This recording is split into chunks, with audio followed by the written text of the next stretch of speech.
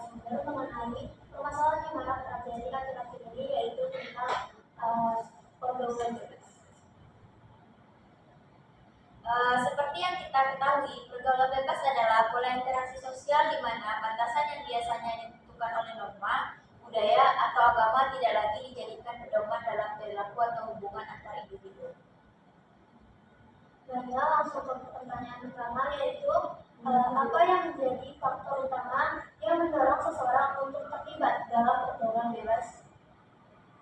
Ya, faktor utama dari pergaulan bebas ini terjadi, yang pertama ada kurangnya perhatian orang tua, yang kedua keluarga tidak harmonis atau broken home, yang ketiga pengaruh teman sebaya, yang keempat penyalahgunaan internet, yang kelima kurangnya pendidikan agama dan moral, yang keenam masalah ekonomi, dan yang ketujuh rendahnya pendidikan keluarga. Semua faktor ini juga saling terhubung dan bisa membuat remaja rentan terhadap pengaruh negatifnya.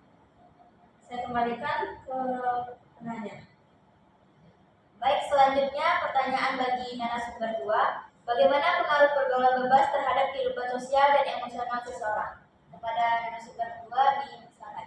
Baik, saya akan menjawab pertanyaan tersebut, di mana pergaulan bebas dapat berdampak pada kehidupan sosial dan emosional seseorang, seperti meningkatkan kecemasan, stres, dan penurunan harga diri. Seringkali hubungan yang tidak sehat atau pertentangan dengan norma sosial dapat menyebabkan isolasi atau hilangnya empati. Namun, jika dikelola dengan bijak, pergaulan bebas juga dapat memperluas jaringan sosial dan meningkatkan keterampilan sosial. Kunci utamanya adalah menjaga batasan diri dan tetap memegang nilai-nilai moral yang sehat. Baik, saya kembalikan kepada Nana. Baik, selanjutnya untuk narasumber ketiga, menurut Anda, apa saja langkah-langkah pencegahan yang dapat dilakukan untuk mengurangi risiko pergaulan bebas di kalangan remaja? Baik, langkah untuk pencegahan pergaulan bebas pada remaja, yang pertama kita harus mengedukasi diri, berikan pemahaman tentang dampak negatif dari pergaulan bebas tersebut dan pentingnya menjaga diri. Yang kedua, adanya peran orang tua, bangun komunikasi yang terbuka antara anak dan orang tua. Dan yang ketiga, pilih teman yang positif, dorong remaja bergaul dengan lingkungan yang sehat dan tidak kotor. Kemudian yang kelima, aktif dalam kegiatan positif, libatkan diri dalam aktivitas yang bermanfaat seperti olahraga, seni, atau organisasi.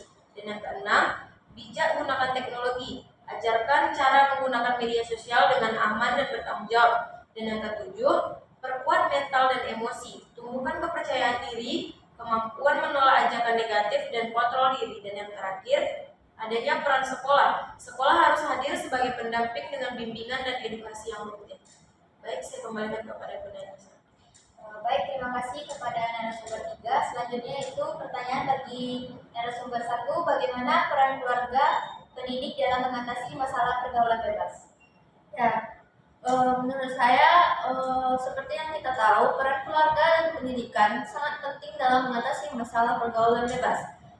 Ada beberapa peran keluarganya nih, yang seperti memberikan kasih sayang dan perhatian agar anak merasa dihargai dan tidak mencari perhatian di luar rumah. Yang kedua, menanamkan nilai-nilai moral dan agama sejak dini sebagai bekal dalam menghadapi pergaulan. Yang ketiga, mengawasi pergaulan dan aktivitas anak, baik di rumah maupun di luar. 4.